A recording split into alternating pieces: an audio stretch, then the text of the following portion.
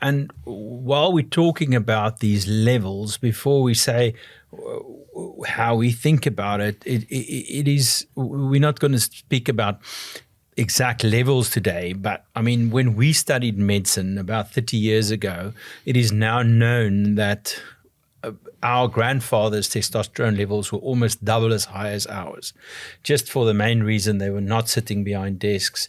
They picked up heavy things or caught a sheep or were carrying calves around. They did physical work, and that is what we're lacking today. Is we've got sedentary workspaces. We don't sleep well. Type 2 diabetes, so obesity, because in that obese body, the testosterone, like in the obese female with her estrogen, it gets deposited there, and it's not free. So our levels that we test for now is a lot less the reference values than our grandparents. Yeah, that's what I mean. It's 15 to 20% lower. Now you need to remember the normal level is 15 to 20% lower than 20 years back.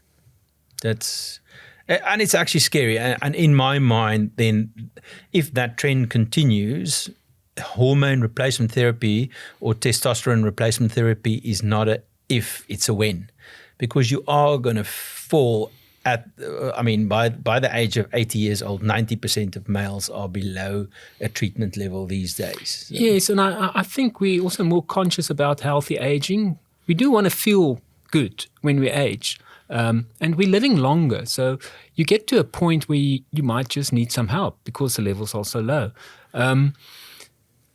And because the normal levels are 20% odd lower than 20 years back, when you get tested, your levels might be seen as normal, which compared to then is not normal. So it's something to think about. Yeah. Okay. And I mean, we see a lot of people with a little bit of brain fog, and it's not as easy as picking up the script pad and writing a script. It's not an antibiotic. It's a choice that could be for life, like for a statin or for hypertension medication. A choice to be on testosterone replacement therapy could be a choice for life. So we need to exclude other things that can be fixed without medication, and I think that's a big thing we have to get through today. So we're very fortunate that we see the person as a whole. We've got a lot of blood work in front of us. We've got exercise testing data in front of us. We've got questionnaires that they've completed in front of us.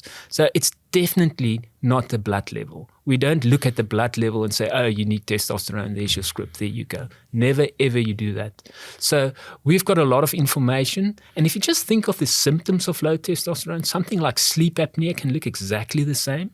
So, we need to exclude certain things like sleep apnea. That's not the cause of the low testosterone.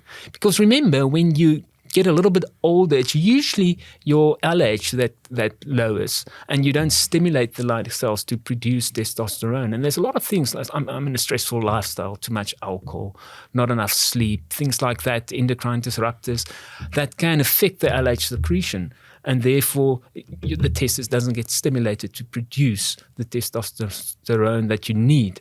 So you need to exclude those first before you can think of any replacement therapy.